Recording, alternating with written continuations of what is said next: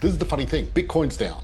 Stock market's down. Stock market. Yeah. Silver's down. Gold's down. What is going on? Where's everyone putting their money? Well, building prices aren't going to come down. So since COVID, they've gone up sort of 50 to 80%, and prices are not going to come back down. Supply issues, trade issues, it's going to continue to rise. What the RBA is saying really is it's not until after mid-2028, we're currently 2026, that they think inflation will be under control in Australia. Hello and welcome to your weekly dose of Money for Life. I'm here with my co-host, Adam Albright. Good to see you, mate. G'day, George. G'day, positive property people. How are we all? Now, tonight we're going to be talking about the RBA. The RBA rates have just hiked again. And what I want to talk about is here's why it matters and what you should really be doing. There's a lot of talk around about it now and a lot of panic in the marketplace. And look, this is the funny thing. You look at this, Bitcoin's down. Stock market's down. Stock market. Yeah. Silver's down. Gold's down. What is going on? Where's everyone putting their money? So a lot of stuff going on around the world, but we're going to focus about what's happening in Australia. So let's talk about the state of the nation. So the rate hike has consumers hitting panic button. The RBA has lifted the cash rate to 3.85%. And it's signaling that rates may stay higher for longer. Its forecasts show that trimmed mean inflation is not returned to the middle of the target band until mid-2028, while the cash rate is due to peak at 4.3%. What does that mean? What the RBA is saying really is it's not until after mid-2028, we're currently 2026, that they think inflation will be under control in Australia. And in the first world, Australia's got unusually high inflation compared to other people. So that's what's happening at the moment. So the inflation, the RBA's biggest failing isn't interest rates. Their inflation's remained above the RBA's 2 to 3% target for 5 consecutive years, right? So since 2022, inflation has averaged around 4.5%, with prices roughly 25% higher than pre-COVID levels. What does that mean? Basically, what it means is things that you buy are costing 25% more now than what they were 5 years ago. It feels like more than that when you go shopping and you go put fuel in the car.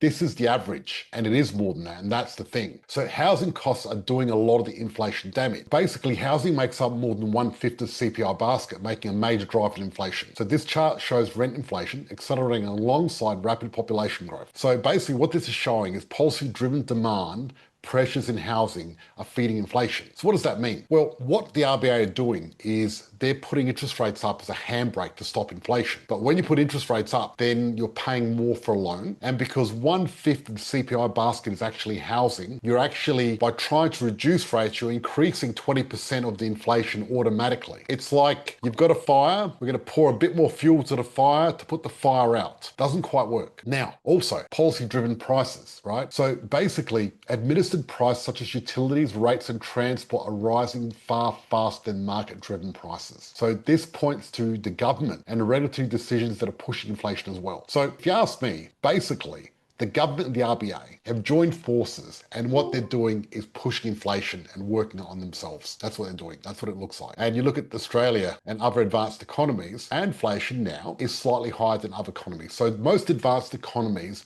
have got an inflation rate of 2.7% on average. And you look at Australia, we're at 3.63%. And basically this is because government spending, the housing stimulus, and rising energy costs, they're adding pressure. The underlying inflation is running ahead of the RBA. Well, that's what's happening at the moment, because they want to bring it back down to between 2 and 3%, and we're over that 3% mark. So the other thing is, what's also putting pressure on inflation is actually the unemployment rate. So the unemployment rate's been very, very low. Now, you'd think that having low unemployment is a good thing, wouldn't you? You would. Because that means everyone's got a job, and that's good for everyone.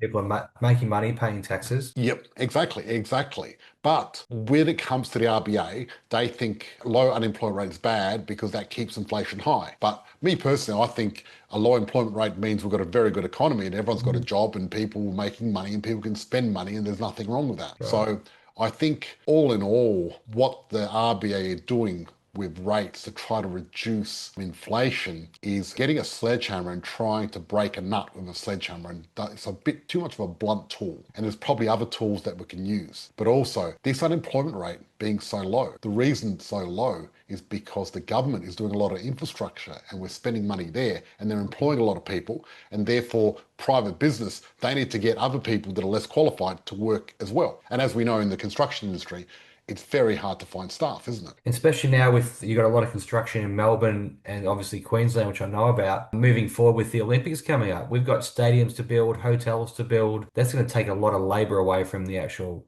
the smaller jobs. Yeah, exactly, exactly. So we're building more infrastructure than we ever have in history. The last 2 years has been the highest in the last 100 years. The amount of money we're spending on infrastructure is crazy. And this is the bad part. The RBA is signaling more pain ahead. If you don't think RBA was a pain in the butt before, they're going to be a pain in the butt now. So they're pricing one more rate hike in 2026. Yeah, at And least one more, yeah. that's what they're doing. They're pricing in one more rate hike this year. So that what that means is a typical mortgage that will go up by 220 a month, and a third will go up by 330 a month. But the thing is, KPMG did a January outlook. They've outlooked that there's continued price growth driven by housing shortages in Australia, right? So they expect stronger than expected growth in 2026. And we're going to have persistent supply shortages. Yeah, so they expect price growth to stay strong and house price to rise 7.7% and units to go 7.1% in 2026. So basically the same. And this is the problem. This is the big challenge at the moment. Supply is falling well short of population-driven demand. And we expect it to drop by another 43,000 dwellings. So this imbalance continues to put more pressure on. Well, Queensland's looking at opening up their own owned assets just to let developers in to do some construction, just to free up some land. Like Yeah, all the yeah. sites they've got sitting around, they're just looking to sell them to developers. Yeah, but what does this mean short term?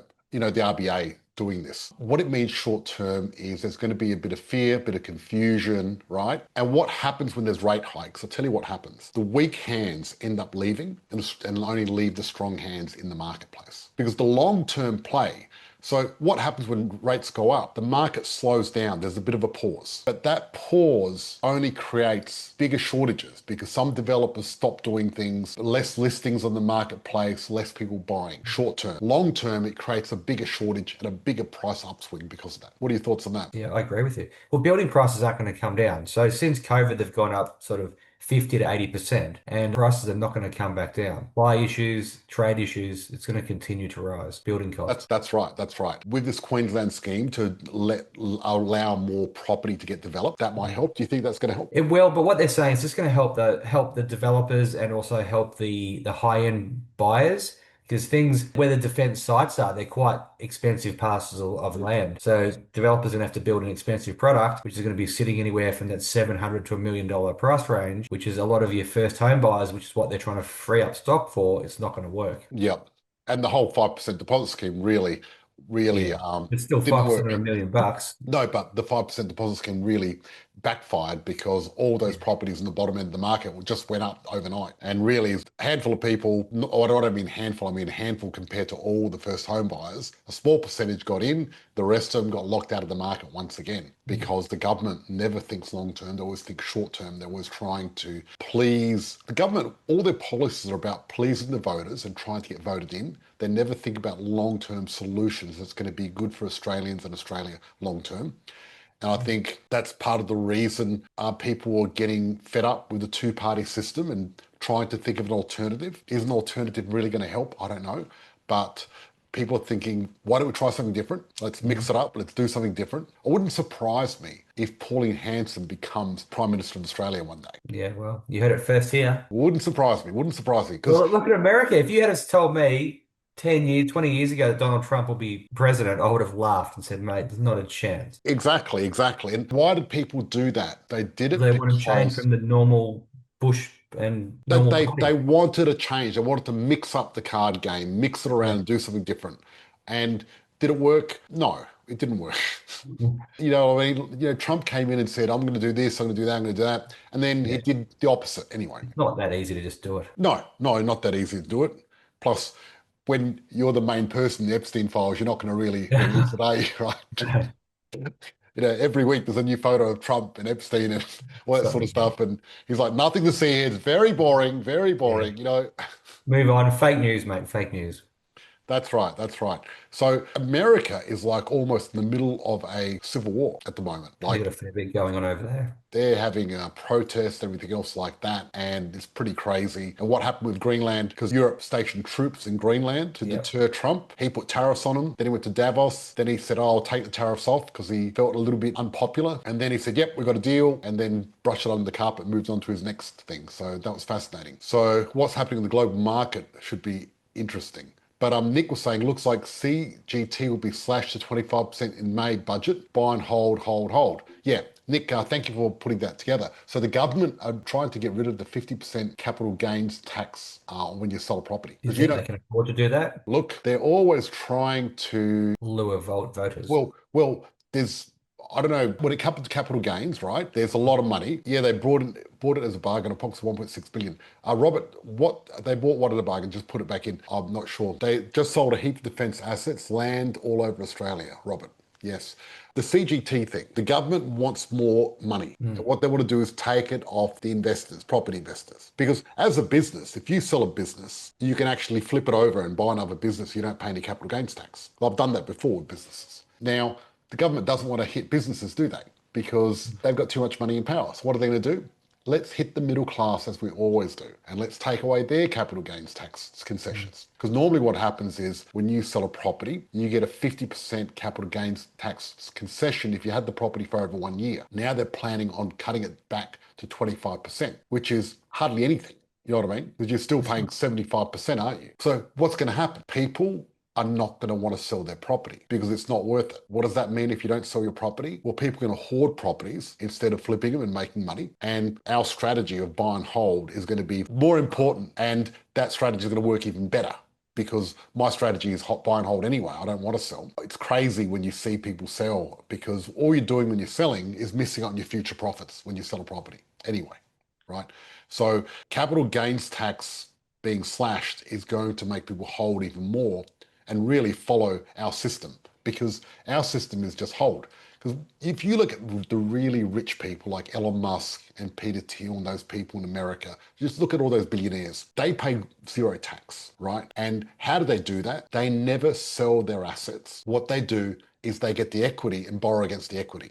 Just leverage off it. Yep. And then you get a loan that you get a tax deduction for and you keep leveraging over and over. And that's what I do in property. And that's what I'm teaching our people to do because that's what we need to do. Because if it's good enough for the rich, it's good enough for us too, right? Mm. And selling it and getting 50% discount on your capital gains tax is not that good. Getting now 25% is even worse. But what's better off, what you're better off doing really is you can recycle the debt, you can use the equity and get a tax effective loan for your money because as long as you can refinance and you can get that equity out, that equity is money that you're not paying tax on. But when you sell a property, you pay the tax, you lose the asset, you lose the ability.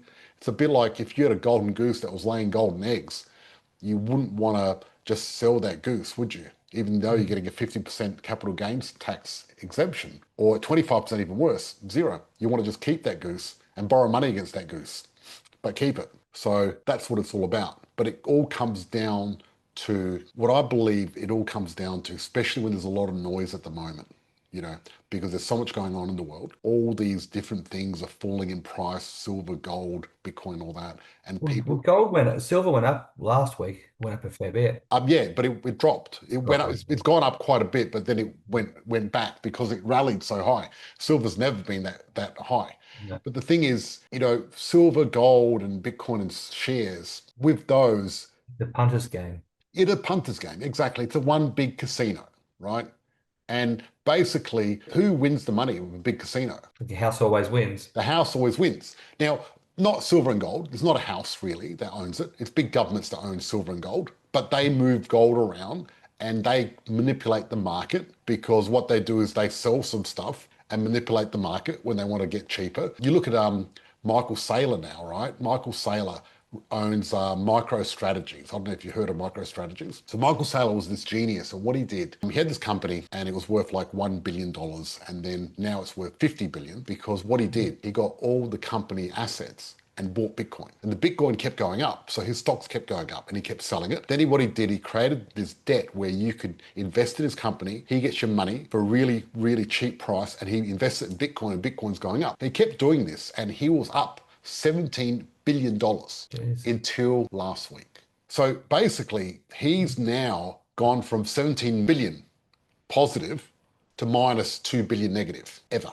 First ever. It just happened last week. So it's interesting. Listen to this. 10,000 Bitcoin for like, I think it was like $800 billion or something. Imagine having those Bitcoins. Imagine buying them back in the day. Yeah. And the thing is, with property, the one thing I like about property is it doesn't matter how people feel about property. People still need to live somewhere, no matter what. And rates can go up and people are going to sell their Bitcoin and gold and silver to make up for it, but they're not going to be selling their property as quickly. So one of those things. Now, Ken asked the question, you may need to sell some properties when you retire from full-time work to pay out the mortgage on the others due to servicing costs. You don't have enough profit to pay the mortgages. Good question, Ken, and I'm glad you brought that up. Depends on how you structure it. What I do is when you retire, retirement's changed now than what it used to be anyway. So what a lot of people, when they retire, they're still making money. So I know because I went through retirement and I retired. And before I retired, I refinanced all my properties and got a shitload of money in my offset account so that could cover everything that I needed to. But then I ended up coming back to work anyway because being retired was boring. And now I'm a different category. I'm not retired, but I'm not quite working. I do what I love and get paid for it sometimes. A lifestyle decision. Yep. And I get paid for it sometimes when I'm lucky. Yeah. It's good. But yeah, it's a lifestyle decision. I think people are moving more towards that. And some people may want to sell their properties and rebalance their portfolio. I understand that. But it's much better if you just hold on longer because your equity keeps growing and the payments you pay on your property get smaller every year. Inflation eats away the loan. Semi-retired. Yeah, I would say semi-retired. I need to find a better word for it because I'm not really retired.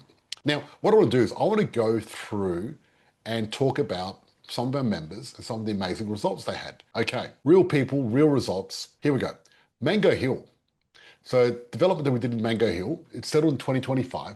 Peter and Amrita, Theresa and Stefan invested in this one. It was 745,900, deposit of 75 grand. Current value is 930,000. Current profit, 178 grand. So 244% return on investment on the deposit they paid. Pretty good, hey? And I want to invite all the new members this week. Lisa, Jasvinder, and Lynette. Welcome. So thank you everyone for watching. Make sure you join us here next Thursday live.